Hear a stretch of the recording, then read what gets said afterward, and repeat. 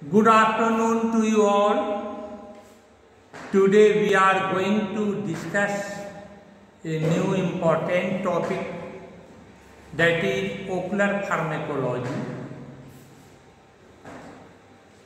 So just starting before ocular pharmacology, we must have some learning objective.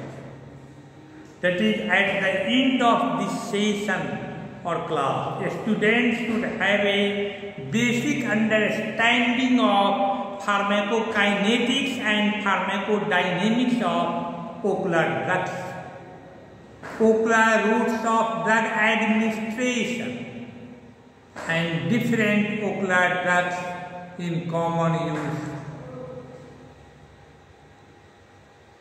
And again, before going into details, some basic anatomy of the human eye must be well known or well understood to you all. This diagram gives a brief description about anatomical structure of the human eye. That is, look at this diagram. Cornea in the front, sclera, inner to that is anterior chamber filled with aqueous humors, and then comes iris,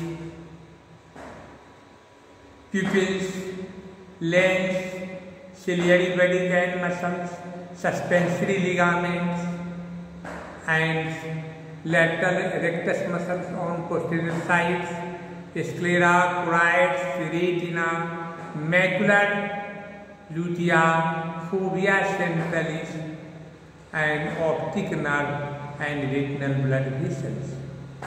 Optic disc is there. Medial rectus muscle has been shown in the lower parts. This is the right eye viewed from the above. This is the anatomy of the human eye.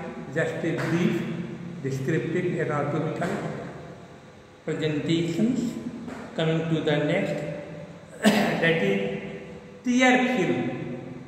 This is the protective layer of the eye, and tear film consists of mucin layer, aqueous layer and lipid layers lying on the cornea. So cornea covered by mucin layer, followed by aqueous layers, and ultimately covered by lipid layer. This is the tear film, that is the protective barrier of the eye. And before again starting, so pharmacokinetics, coming to the pharmacokinetics, it is absorption, distribution, metabolism and excretion of the drugs. A drug can be delivered to ocular tissues as locally as eye drop, ointment, periocular injection, intraocular injection, and can be used systemically to have ocular effect, and it can be used orally, intravenously. Important point, that is classical pharmacokinetic theory based on systemically administered drugs does not fully apply to all ophthalmic drugs. Topical route most commonly used in ophthalmic usage. Absorption of ocular drugs. Absorption is the movement of the drug from its site of administration to the target tissue to produce the desired effect. Not only the fraction of administered dose that gets absorbed, but the rate of absorption is also important. Factors influencing absorption of drugs: the concentration and solubility. Higher the concentration, better will be the penetration. Viscosity increases the contact time with the cornea. addition of methyl cellulose and polyvinyl alcohol increases the viscosity of drug. Lipid solubility, higher the lipid solubility, more will be the penetration. Surfactants, the preservative used in ocular preparations alter cell membrane in the cornea and increase drug permeability. Example, benzyl chromium and thiomersals are examples. pH, the normal tear pH is 7.4, and if the drug pH is different, it will cause reflex tearing.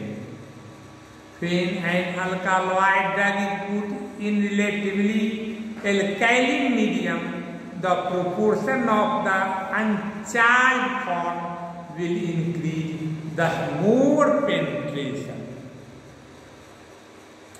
Barrier for intraocular transport of drugs. Barriers for intraocular transport of drugs, these are corneal epithelium and stroma, most important. Blood ocular barriers like blood retinal barrier, blood aqueous barriers. Blinking ray, absorption through conjunctival vessels and mucosa, and nasolacrimal drainage of tears. All these are the barriers of intraocular transport of drugs. Coming to the distribution of drugs, so ophthalmic distribution. So first transcorneal absorption, then accumulation in aqueous humor, then distribution to intraocular structures, then trabecular meshwork pathway, and distribution to systemic circulation till the ultimate state. Distribution again, melanin binding of certain drugs also have role in distribution of drugs. Examples, mediatic effect of alpha-adrenergic agonists is slower in onset in darkly pigmented irides compared to those with lightly pigmented irides. Atropine's mediatic effect long lasting in non-albino rabbits than in albino rabbits. Accumulation of chloroquine in retinal pigment epithelium, producing bull's-eye maculopathy. Bull's-eye maculopathy is the result of accumulation of chloroquine in retinal pigment of epithelium. Many of the drugs metabolized and excreted via kidney or liver mostly. Timolol liver, mannitol kidney, acetazolamide kidney, latanoprost, that is prostaglandin liver, local anesthetics liver and plasma. Coming to the next point, that is drug delivery in eyes. These are topical, periocular, intraocular and systemic. Topical again drop, ointment, gel and soft contact lens. Periocular, subconjunctival, subtenon, peribulbar and retrobulbar. Intraocular,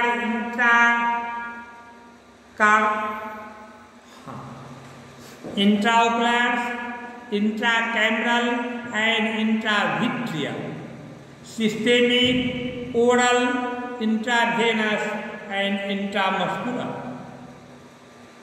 Ocular routes of drug administration. This table has been shown.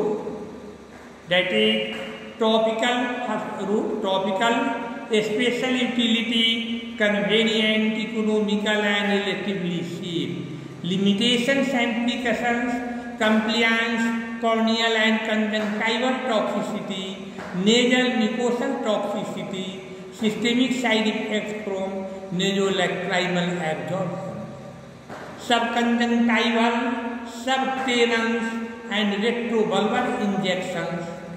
Special utility, anterior segment infections, posterior uveitis,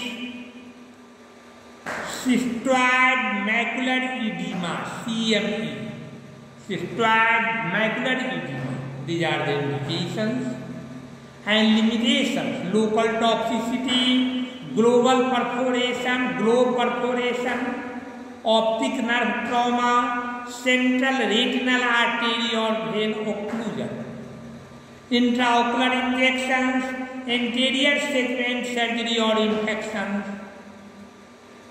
Corneal toxicity, relatively short duration of action. Intravitreal injection, immediate local effect and limitations and implications, retinal toxicity. Coming to the point, topical drug drop, topical drop, gata, no. Simplest and most convenient mainly for daytime use. One drop equivalent to 50 microliters. Conjunctival sac capacity 7 to 13 microliters. So when one drop is more than enough. Method: hold the skin below the lower eye, pull it forward slightly, instill one drop. Measure to increase drop absorption. Wait 5 to 10 minutes between drops. Compress lacrimal sac. Keep lids closed for 5 minutes after instillation. Ointments increase the contact time of ocular medication to ocular surface, thus better effect. It has the disadvantage of blurring vision. The drug has to be highly lipid soluble with some water solubility to have maximum effect as ointment. Periocular injections. They reach behind iris lens, diaphragm, better than topical application. Example: subconjunctival, subtenous, peribulbar or retrobulbar. This route bypass the conjunctival and corneal epithelium, which is good for drugs with low lipid solubility. Example: penicillin. Also, steroids and local anesthetics can be applied this way. Periocular, subconjunctival. To achieve high concentration, drugs which cannot penetrate cornea due to large size penetrate via sclera. Subtenous, anterior subtenous, disease anterior to the lens. Posterior subtenous, disease posterior to the lens. Retrobulbar, optic neuritis, papillitis, posterior uveitis, anesthesia. Peribulbar, anesthesia. These are the 4 different subtypes of periocular administrations of injections. That is subconjunctival, subtenous, again subtenous, anterior subtenous, posterior subtenous, retrobulbar and peribulbar. Coming to the intraocular injection. Intracameral or intravitreal injection. Examples: intracameral, acetylcholine during cataract surgery. Intravitreal antibiotics in cases of endophthalmitis, and intravitreal steroids in macular edema. Intravitreal anti-VEGF or DR. Sustained release devices. These are devices that deliver an adequate supply of medication at a steady state level. Example, Ocusa delivering pilocarpine, Timoptic XC delivering timolol, and ganciclovir sustained release intraocular device and collagen shields. These are the examples of sustained release devices. That is special drug delivery system. Systemic drugs, oral or intravenous, factor influencing systemic drug penetration into ocular tissue. Lipid solubility of the drug, more penetration with high lipid solubility. Protein binding, more effect with low protein binding. Ocular inflammation, more penetration with ocular inflammation. Coming to the therapeutic applications. So common ocular drugs includes antibacterials, that is antimicrobials and antibiotics both, antivirals, antifungals, mediatics and cycloplegics, anti-glaucoma medications, corticosteroids and NSAIDs, anti-inflammatory agents, including corticosteroids and NSAIDs, ocular lubricants, local anesthetics, ocular diagnostic drugs, and ocular toxicology.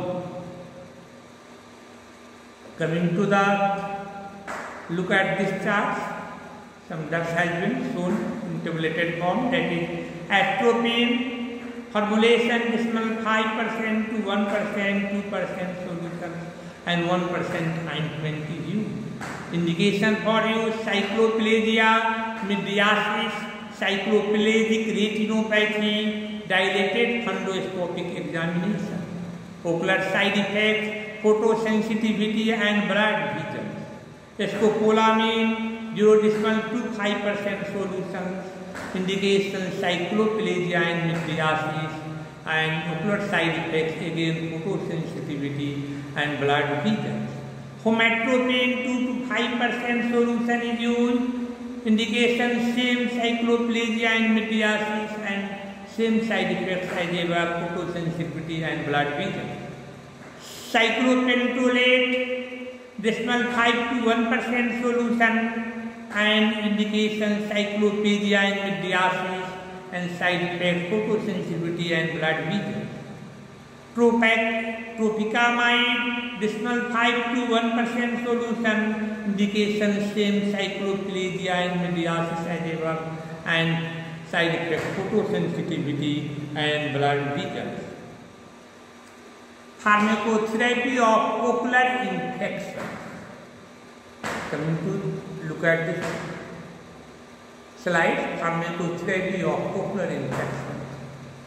And drugs used has been classified into different four headings, that is antibacterials, antifungals, antivirals, antiparasitic or anti-HMC. Aminoglycosides, antibacterials, aminoglycosides, cephalosporins, fluoroquinolones, macrolides, sulfonamides, others, chloromphenical. These are antimicrobials, antibacterial drugs.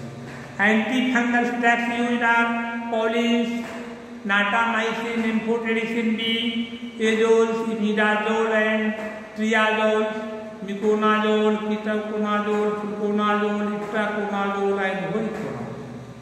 Antiviral drugs including acyclovir, valacyclovir, trifluridine, ganciclovir, pseudopovir and foscarnet. Antiparasitic drugs: polyhexamethyl biguanide 0.0 0.02%, chlorhexidine 0.02%, hydrogen peroxide, benzalkonium chloride. Topical antibacterial agents commonly या commercially available for ophthalmic use. Generic name azithromycin 1% solution, conjunctivitis indication ciprofloxacin इसमें 3% solutions, हाइड्रोक्लोरथियाजाइड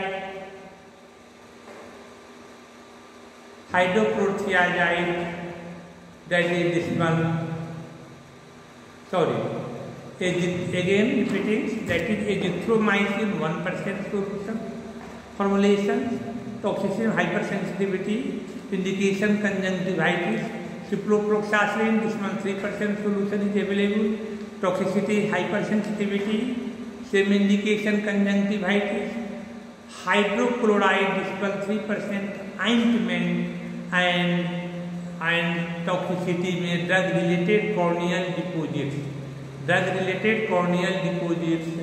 indication for use keratitis, keratoconjunctivitis, corneal ulcers, blepharitis, dacryocystitis.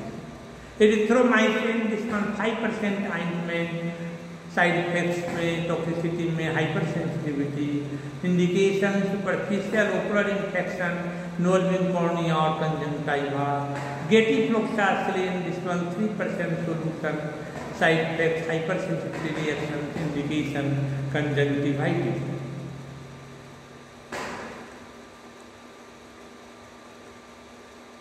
Topical antibacterial agents, again proceeding, going on. Gentamicin, this one 3% solution, indications conjunctivitis, keratitis, levofloxacin, this one 5%, conjunctivitis and corneal ulcer, both indications, moxifloxacin, this one 5% solution, conjunctivitis, ofloxacin, this one 3% solution, conjunctivitis and corneal ulcers. Tobramycin sulfate, this one 3% solution, and this one 3% ointment, side effect hypersensitivity, external infection of the eye. Antibiotics, trachoma can be treated by topically and systemic tetracycline or erythromycin or systemic azithromycin. Bacterial keratitis, bacterial corneal ulcer can be treated by topical fortified cephalosporin aminoglycosides, vancomycin or fluoroquinolone. Bacterial conjunctivitis is usually self-limited, but topical erythromycin, aminoglycosides, fluoroquinolones or chloromphenical can be used. Coming to the antiviral agents for ophthalmic use. Trifluridine, topical 1% solution, and side effects में punctate keratopathy and hypersensitivity, indication herpes simplex keratitis and keratoconjunctivitis. These are the indications. A cyclovir oral 200 mg capsules, 800 mg tablets, and even intravenous preparations are available. Indications herpes zoster ophthalmicus, herpes simplex, iridocyclitis. Valacyclovir oral 500 to 1000 mg, herpes simplex keratitis, herpes zoster ophthalmicus. Famciclovir oral 125 to 250 mg tablets, herpes simplex keratitis, herpes zoster ophthalmicus. Foscarnet available as intravenous and intravitreal preparations. Ocular toxicity not so known, and indications for use cytomegalovirus and retinitis. Ganciclovir intravenous oral intravitreal implant are available. Indications cytomegalovirus and retinitis.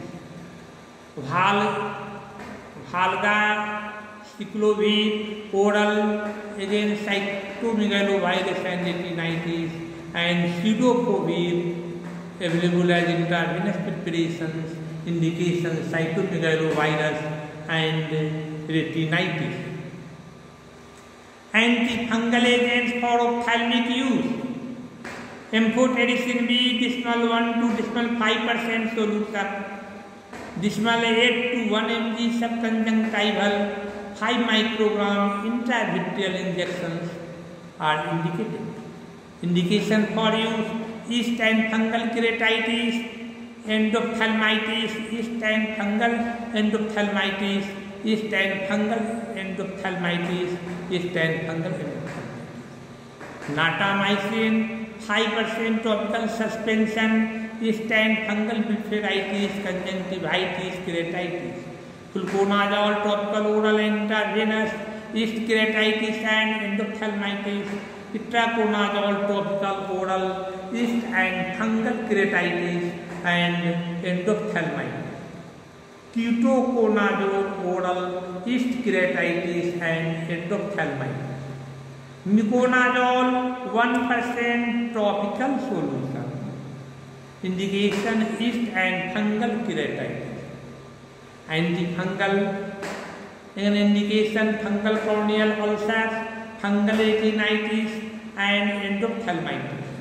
Commonly used drugs are pollens, damaged cell membrane of susceptible fungi, amphotericin B, natamycin, nystatin, side effects, nephrotoxicity. Imidazole increase fungal cell membrane permeability, miconazole, ketoconazole, fluconazole, flucytosine act by inhibiting DNA synthesis.